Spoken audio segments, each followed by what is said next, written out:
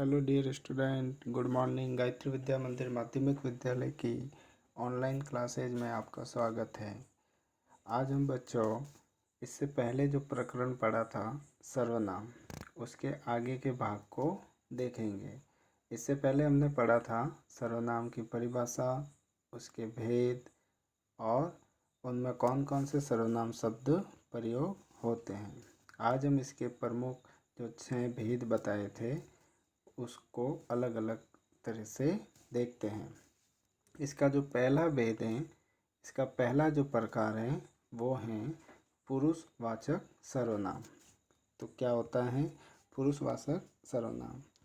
वे सर्वनाम शब्द जिनका प्रयोग कहने वाले, सुनने वाले व जिसके विषय में कहा जाए के स्थान पर किया जाता है उन्हें पुरुषवाचक सर्वनाम कहते हैं। तो इसमें 3 बातें प्रमुख आ रही है: कहने वाला, सुनने वाला और जिसके विषय में कहा जाए।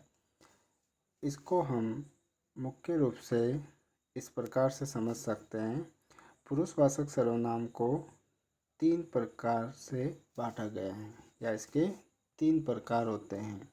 पहला उत्तम पुरुष, मध्यम पुरुष और अन्य पुरुष।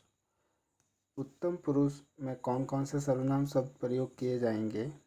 तो बोलने वाला या लिखने वाला व्यक्ति अपने लिए जिन सर्वनामों का प्रयोग करता है वे उत्तम पुरुष सर्वनाम कहलाते हैं।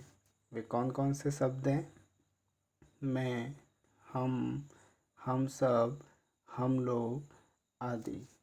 ये सारे सर्वनाम शब्द उत्तम पुरुष सर्वनाम में प्रयोग होते हैं।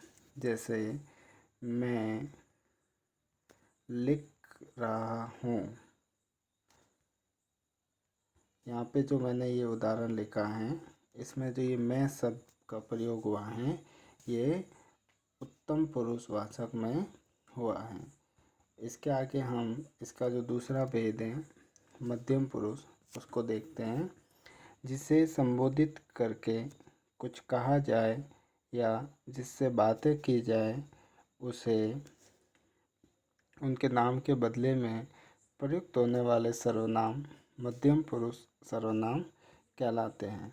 जिसके विषय में या जिसके बारे में हम बात कर रहे हैं, मैं बोल रहा हूँ उत्तम पुरुष हो गया, आप सुन रहे हैं तो आप इसमें मध्यम पुरुष हैं। जिसे संबोधित करके, मैं आपको संबोधित करके बात कर रहा हूँ, आपके विषय में बात कर रहा हूँ, आपके लिए जिन सर्वनाम शब्दों का प्रयोग होगा उन्हें हम मध्यम पुरुष सर्वनाम कहते हैं। जैसे तू, तुम, आप लोग, आप सब, ये सारे शब्द मध्यम पुरुष सर्वनाम में आते हैं। इसका जो तीसरा भाग है उसे कहते हैं अन्य पुरुष सर्वनाम। जिसके बारे में बात की जाए, आप और हम जिसके विषय में बात कर रहे हैं या उसके विषय में कुछ लिखा जाए, उनके नाम के बदले में प्रयुक्त होने वाले सर्वनाम अन्य पुरुष सर्वनाम कहलाते हैं। तो जिसके विषय में हम बात करेंगे उनके लिए सर्वनाम शब्द कौन से प्रयोग करेंगे? वे लोग, ये, यह या आप। ये जो शब्द हैं इनका प्रयोग हम अन्य पुरुषवाचक सर्वनामों में करते हैं। इसके आगे का जो भाग है, इसका जो दूसरा प्रकार है वो है निश्चयवाचक सर्वनाम।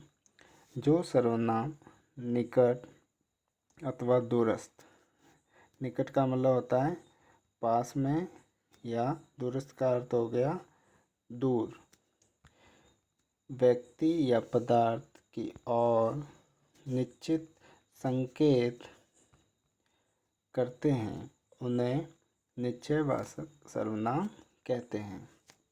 किसी पास की वस्तु या व्यक्ति की ओर संकेत करने वाले शब्द, इसका प्रयोग हम प्राय 2 प्रकार से करते हैं। निकट की वस्तुओं के लिए यह और ये, दूर की वस्तुओं के लिए वह और वे।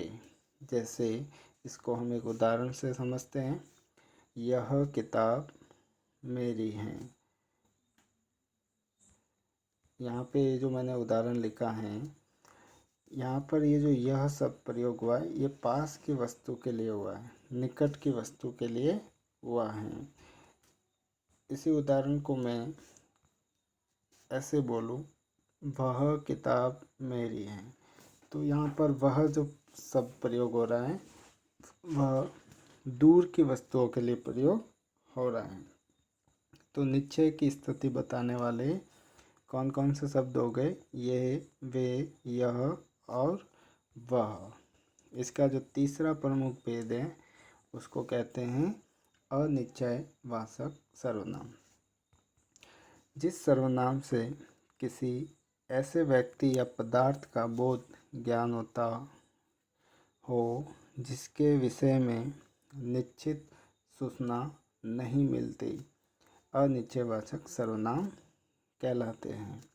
हमें निश्चित उसकी सूचना नहीं मिलती है कि जिसके बारे में हम संकेत कर रहे हैं वह वही हैं या कोई और हैं, ऐसा हमें निश्चय नहीं हो पाता है।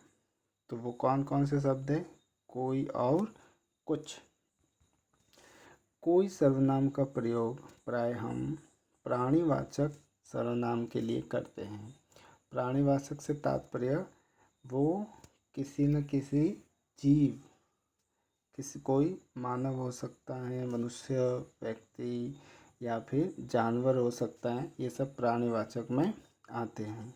जैसे एक उदाहरण से देखते हैं, कोई उसे बुला रहा है। यहाँ पर कोई उसे बुला रहा है, अब निश्चय नहीं है कौन बुला रहा है उसको। कोई लड़का बुला रहा है या लड़की बुला रही है, तो स्थिति क्लियर नहीं है, अनिश्चय बना हुआ है। जैसे एक और उदाहरण देखते हैं, घर के बाहर कोई खड़ा है।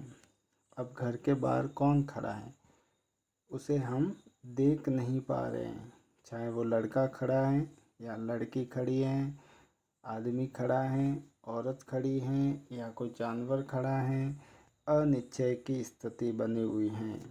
तो ऐसे शब्दों को हम अनिश्चयवाचक सर्वनाम कहते हैं। इसका आगे वाला भाग, कुछ सर्वनाम का प्रयोग वस्तु के लिए होता है। हमने यहाँ पे देखा कोई सर्वनाम का प्रयोग प्राणी के लिए हो रहा था और कुछ सर्वनाम का प्रयोग वस्तु के लिए होता है। जैसे पानी में कुछ हैं, यहाँ पर कुछ जो शब्द आया है, यहाँ पानी जो है वो एक वस्तु है। अब इसको हम देखते हैं, पानी में कुछ हैं, अनिश्चय की स्थिति है। पानी में क्या है? कंकड़ है, लकड़ी है या और कोई वस्तु है, ये हम निश्चय नहीं कर पा रहे हैं। तेल में कुछ मिला है, क्या मिला है, ये हम निश्चय नहीं कर पा रहे।